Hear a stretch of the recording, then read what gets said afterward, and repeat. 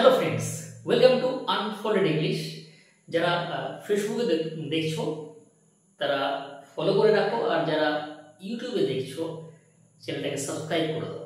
ঠিক আছে, চলো আজকে আমরা শিখব ন্যারেশন অফ ইম্পারেটিভ সেন্টেন্স। অর্থাৎ ইম্পারেটিভ সেন্টেন্সে আমরা কিভাবে ন্যারেশন করব, অর্থাৎ কিভাবে আমরা ডাইরেক্ট থেকে ইনডাইরেক্টে যাব। ক্লিয়ার? এরপর দেখো, এখানে আমরা যাওয়ার আগে আমরা একটু জেনে নিই যে ইম্পারেটিভ সেন্টেন্সটা কি জিনিস।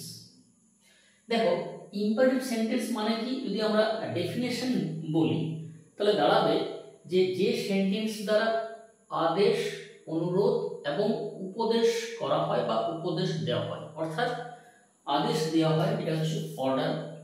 হ্যাঁ, যেমন ধরো আমি কাউকে বললাম এই কাজটা কর, ডু দ্য ওয়ার্ক, আদেশ করা।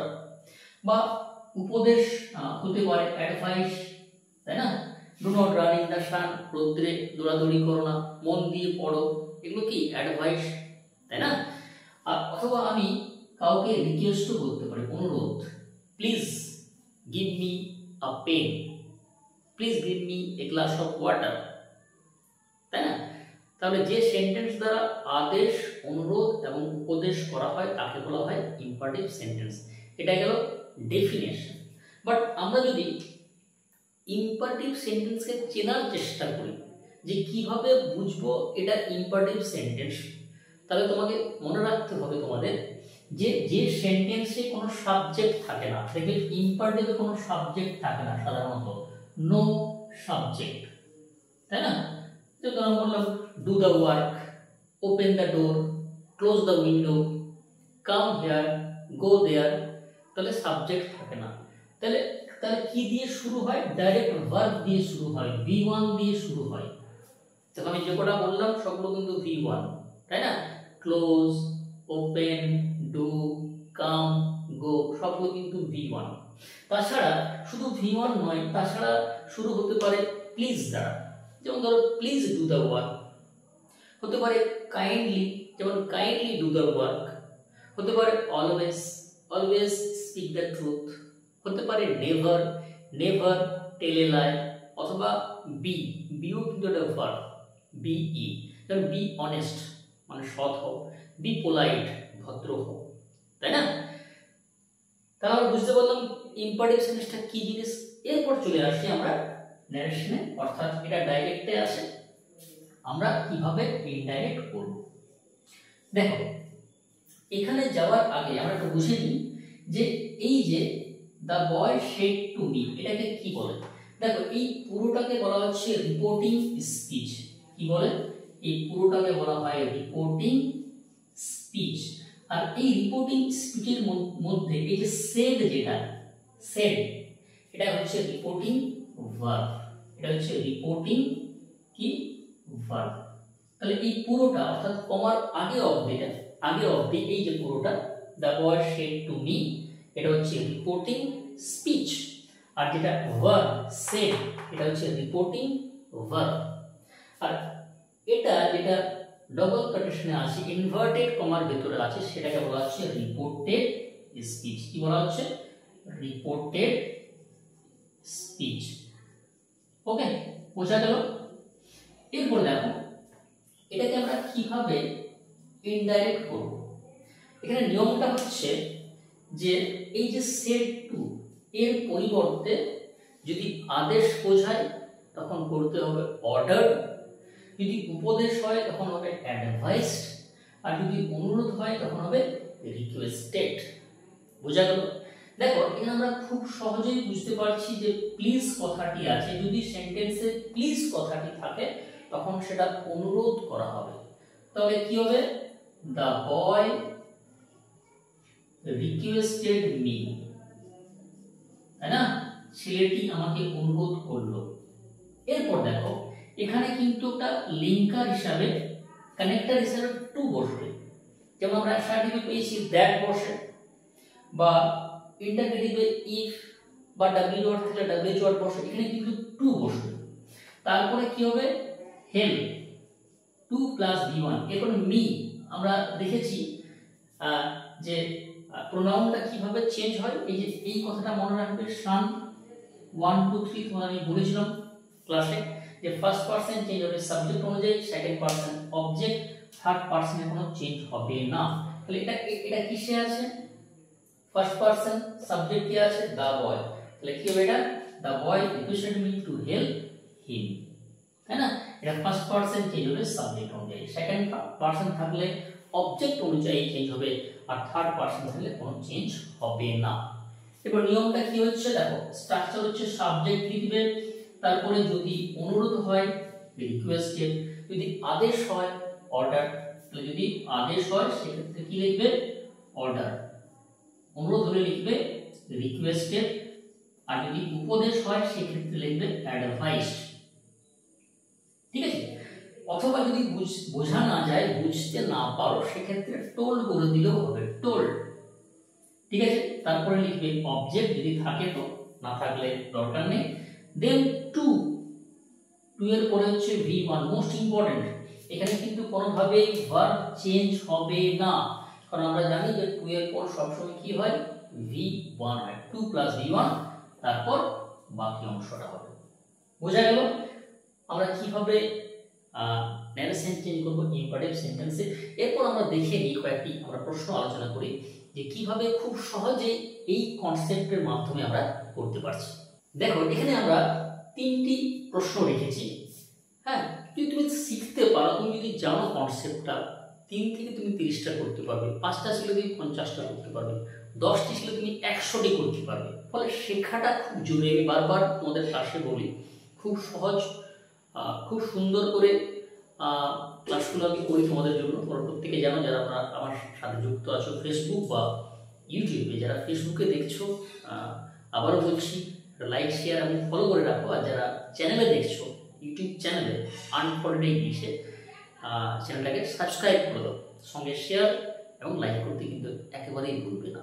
চলো, ফার্স্ট কোশ্চেন হচ্ছে the teacher said keep quiet, অর্থাৎ শিক্ষক মহাশয় বললেন কিপ কোয়াইট, অর্থাৎ চুপচাপ থাকো বা নীরবতা বজায় রাখো। কোয়াইট মানে শান্ত, কিপ মানে রাখা, তাহলে শান্ত থাকো বা চুপচাপ থাকো।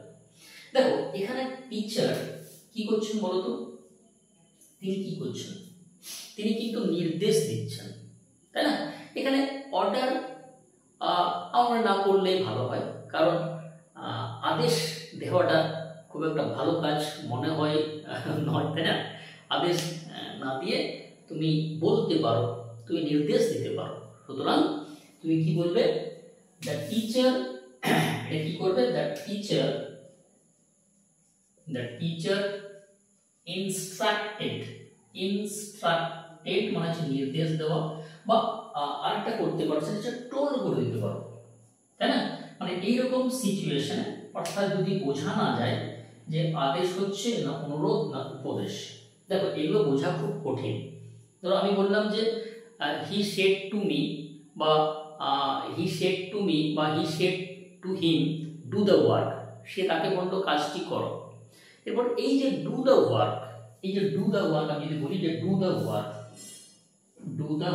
দেখো এই যে সেন্টেন্সের দ্বারা, এটার দ্বারা কি বোঝাচ্ছে বলো তো, এখানে কিন্তু পরিষ্কার বোঝা যাচ্ছে না, কারণ ডু দ্য ওয়ার্ক মানে সেটা আদেশও হতে পারে, উপদেশও হতে পারে, আবার অনুরোধও হতে পারে, অর্থাৎ কে বলছে, কিভাবে বলছে তার উপর ডিপেন্ড করছে।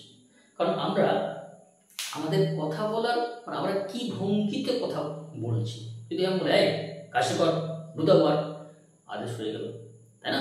আমরা যদি খুব পোলাইটলি বলি যে কাজটা কর, তাই না, কাজটা করলে তোরই ভালো হবে, অর্থাৎ উপদেশ দিচ্ছি। বা আমরা যদি বলি যে অনুরোধ করি, অনেক সময় প্লিজ কথাটা না থাকলে অনুরোধ বোঝায়, হ্যাঁ, ফলে অনুরোধও কিন্তু হতে পারে। তাহলে অর্থাৎ কে বলছে, কিভাবে বলছে তার উপর ডিপেন্ড করছে। কিন্তু এখানে দেখো বোঝা যাচ্ছে না, মানে বোঝা যাচ্ছে না বলতে অর্ডার না করাই ভালো, তাই না? এখানে কি করবে, দ্য টিচার ইনস্ট্রাক্টেড, নির্দেশ বা সবচেয়ে ভালো টোল্ড করে দিবে। এরপর আমি কি বললাম, রিপোর্টিং ভার্ব হয়ে গেল, এরপর নিয়ে আসো টু, এরপর যেমন আছে কিপ কোয়াইট, এটা কোনো চেঞ্জ হবে না। এখানে কিন্তু কেপ্ট করে দিও না, আবার অনেকে পরে আমি দেখেছি যে মানে ভার্বটাকে চেঞ্জ করে দিল, যেমন অন্যান্য সেন্টেন্সে হয় অ্যাসার্টিভ ইন্টারোগেটিভ যে V1 থাকলে V2 হয়ে যায়, এখানে কিন্তু কোনোভাবে কেপ্ট করবে না। ঠিক আছে, the passenger said to the driver, অর্থাৎ যাত্রীরা ড্রাইভারকে বললেন ড্রাইভ স্লোলি, আস্তে চালান। এরপর দেখো প্যাসেঞ্জাররা কিন্তু ড্রাইভারকে আদেশ করতে পারবে না, আদেশ করলে হয় গাড়ি চালাবেই না বা রাত চালাবে। আচ্ছা, উপদেশও দেওয়া যাবে না, এটা উপদেশ ব্যাপারটা হচ্ছে না, ফলে এখানে কিন্তু অনুরোধ করা হচ্ছে, যেমন একটু আস্তে চালান। প্লিজ কথাটি থাকলে অনুরোধ হয়, বাট এখানে প্লিজ না থাকলেও এটা অনুরোধ করা বোঝাচ্ছে। তাহলে কি করবে, এটা করবে the passenger requested the driver to drive slowly. Clear?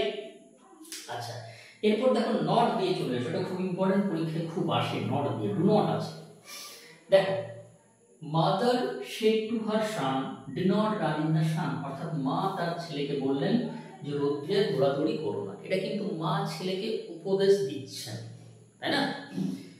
কি করবে, মাদার advised her son, দেখো এখানে ডু নট আছে, সেক্ষেত্রে কি করবে, not to run in the সান। দেখো আগে শুধু টু হচ্ছিল, কারণ এটা মানে সেন্টেন্সটা অ্যাফারমেটিভ ছিল, এখানে কিন্তু নেগেটিভ হয়ে গেল, ফলে এখানে কি করবে, নট টু। ঠিক আছে, ঠিক আছে, যদি নেগেটিভ হয় ডু নট দিয়ে, তখন কিন্তু নট প্লাস টু করবে। দেখো এটা আরেকভাবে করা যায়, তাই না? আমি কি করলাম, মাদার দেখো আমি এখানে অ্যাডভাইস না লিখে আমি কি করতে পারি, ফরবিড। দেখো ফরবিড মানে বাধা দেওয়া বা নিষেধ করা, সেক্ষেত্রে পাস্ট টেন্স কি হবে, ফরবিড। তাহলে mother forbid her son to run in the sun. দেখো এখানে একটা জিনিস মাথায় রাখো, যখন তুমি রিপোর্টিং ভার্বটা ফরবিড করলে, ফরবিড মানে কি, বাধা দেওয়া বা নিষেধ করা, অর্থাৎ নেগেটিভ, তখন কিন্তু এখানে আর নট লেখার দরকার নেই। আবারও বলি, যখন এই ডু নট দিয়ে থাকবে নেগেটিভে, তাহলে সেক্ষেত্রে নট প্লাস টু বাকি অংশটা থাকবে।